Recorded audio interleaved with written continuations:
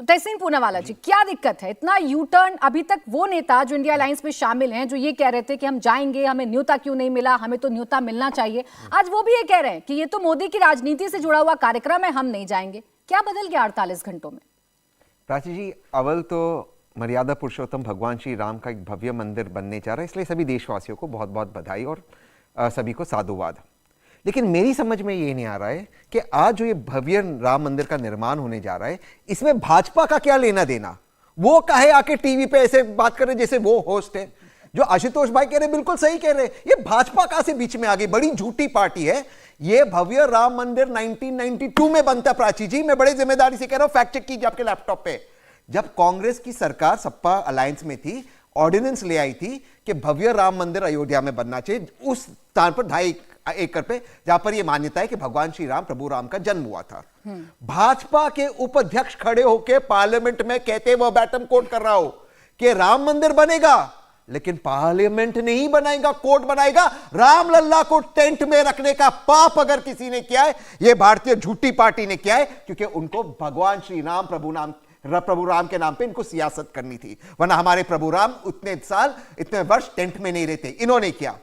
VHP के जो प्रतिनिधि है आशुतोष भाई पे, वो उनसे सवाल पूछ रहे थे, अरे निर्मोही अखाड़ा जो इस जमीन के असली हकदार है, सुप्रीम कोर्ट ने भी माना है, उन्होंने कहा कि वीएचपी ने चंदा में घोटाले किए। ये उनका स्टेटमेंट इंडिया टीवी पे चेक कर दीजिए।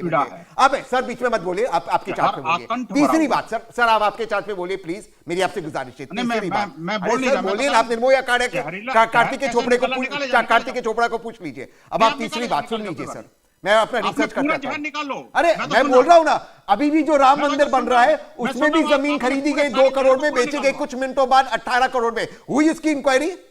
अरे कितना इन्होंने क्या क्या इन्होंने नहीं किया। सवाल यह है कि यह मंदिर बन रहा है कोर्ट के आदेश पे। उसी माननीय सुप्रीम कोर्ट ने वर्तमान प्रधानमंत्री जी से कहा था, आप इसमें हस्तक्षेप कीजिए, दोनों पार्टीज के बीच में डिस्प्यूट रहिए। ऑन एफिडेविट प्रधानमंत्री कहते नहीं ये टाइटल डिस्प्यूट है, हमारा इससे कुछ लेना देना नहीं। आपका कोई लेना देना नहीं, तो आप क्रेडिट क्यों ले रहे हैं इस मंदिर का?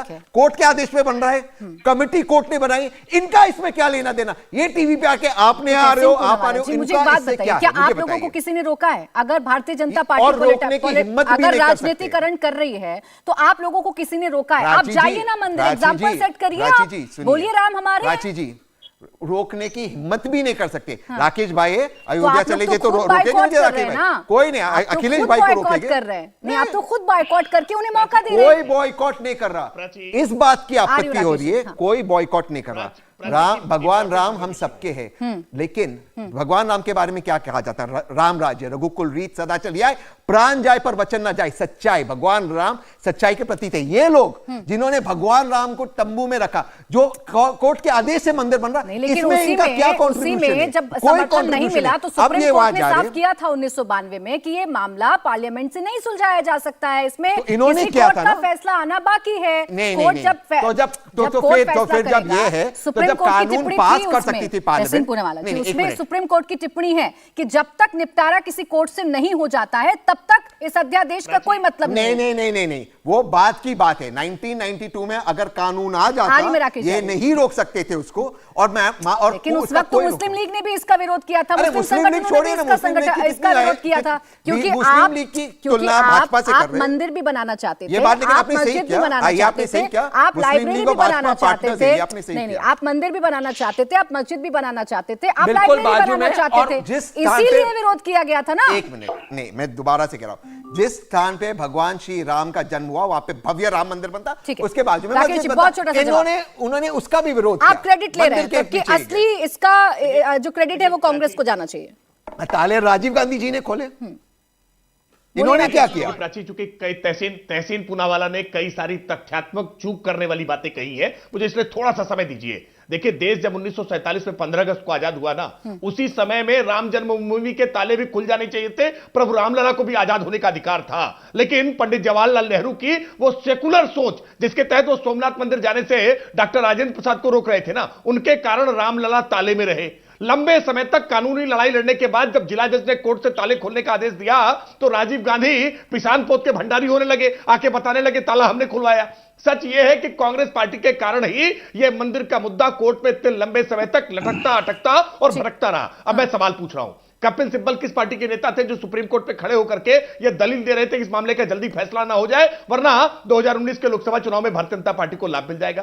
कपिल सिब्बल बाबरी मस्जिद एक्शन कमेटी की तरफ से अपीयर हो रहे थे। कांग्रेस पार्टी के दर्जन भर अधिवक्ता लगातार मस्जिद पक्ष की ओर से अपीयर हो रहे थे और केवल भारतीय जनता पार्टी थी जिसकी ओर से श्री रविशंकर प्रसाद जैसे काबिल अधिवक्ता जो हमारी सरकार में सवाल तो आशुतोष वर्मा जी ने बड़ा वाजिब उठाया ना कि जल्दबाजी तो आप लोग कर रहे हैं, पूरा नहीं हुआ ना, पूरा नहीं हुआ मंदिर। एक लाइन में मैं इसका जवाब देता हूं। ठीक है, मैं कह रहा हूं Kapil Sibal wrong, Sapa wrong, Congress wrong. भैया कल्याण सिंह जी की तो आप रिस्पेक्ट करते हो, एफिडेविट पे क्यों सुप्रीम कोर्ट में उन्होंने दिया था हम मंदिर नहीं टूटने देंगे, उसके बाद जेल चले गए। अडवाणी जी ने क्यों कहा जब मस्जिद टूट गया, अडवाणी जी ने क्यों कहा मेरी जिंदगी का सबसे दुख भरा दिन था। अरे आपका कोई स्टैंड नहीं है, आपका स्टैंड उधर है, जब तू वोट में आप स्टैंड लेते हो। कल्याण सिंह जी का एफिडेविट पर दिया मस्जिद तोड़ने नहीं देंगे। आपने सुप्रीम कोर्ट में भी झूठ बोला, भगवान राम के नाम पे झूठ बोलते हैं, आप हर चीज में झूठ बोलते हो। मस्जिद कहना बंद करिए, आप लोगों वो विवादित ढांचा था और मुकदमा भी तो फिर विवादित ढांचा था तो आप सुप्रीम कोर्ट में कहते ये विवादित ढांचा है, ये टूटेगा। आपने सुप्रीम कोर्ट में क्यों कहा